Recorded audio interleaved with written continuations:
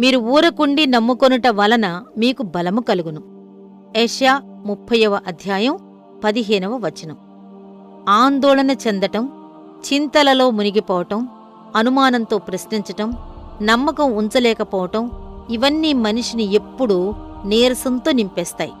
ఎప్పుడూ చింతిస్తూ ఉండటం వల్ల మన శరీరాలు కృశించిపోతే మనం ఏం చెయ్యగలం?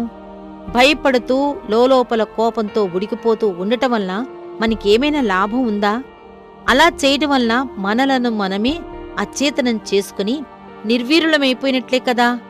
మన మెదడు మొద్దుబారిపోయి తెలివైన నిర్ణయాలు తీసుకోలేకపోతున్నాం కదా. మనం విశ్వాసంతో అలలపై తేలుతూ ప్రయాణం చెయ్యాల్సింది పోయి మనస్సమస్యలతో సతమతమైపోతూ మునిగిపోతున్నాం. నెమ్మదిగా ఉండే కృప ఉంటే ఎంత బాగుణ్ణు. ఎందుకలా ఇంటింటికి తిరుగుతూ చెప్పిన బాధలే మళ్లీ మళ్లీ చెప్పుకుంటూ గుండె నీరసం తెచ్చుకోవడం? ఇంట్లో ఒక మూల కూర్చుని ఏదో కీడు వాటిల్లుతుందని లేనిపోని విషయాలు మనసులో ఊహించేసుకుని గుండెలు బాదుకుంటూ ఏడిస్తే ఏం లాభం? మాట్లాడకుండా మౌనంగా ఉండగలిగితే, సాత్వికమైన నాలుకని కలిగి ఉంటే మంచిది. అయితే ప్రశాంతమైన హృదయాన్ని కలిగి ఉంటే ఇంకా మంచిది. ఊరకుండి యెహోవాయే దేవుడని తెలుసుకోవటం ఎంత బావుంటుంది. దేవునిలో నమ్మకం ఉంచే కృప ఉంటే ఎంత బాగుణ్ణు. ఇశ్రాయేలు పరిశుద్ధ దేవుడు తన వారిని కాపాడి విమోచిస్తాడు. ఆయన గంభీరంగా ప్రకటించిన వాగ్దానాలను నెరవేర్చకుండా వెనుకకు వెళ్ళిపోడు.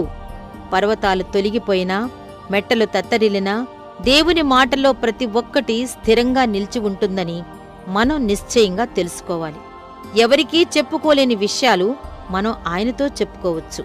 కాబట్టి ఆయనలో మన నమ్మకాన్ని చూపించి తద్వారా ప్రశాంతంగా ఉండి ఏమీ మాట్లాడకుండా ఊరుకుంటే పరలోకపు సింహాసనం ఎదుటనున్న దేవదూతలంత సంతోషంగా మనం ఉండగలం. నా ప్రాణమా, తిరిగి నీ విశ్రాంతిలోనికి ప్రవేశించు. నీ తలను యేసుప్రభు రొమ్మిమీద ఆనించు.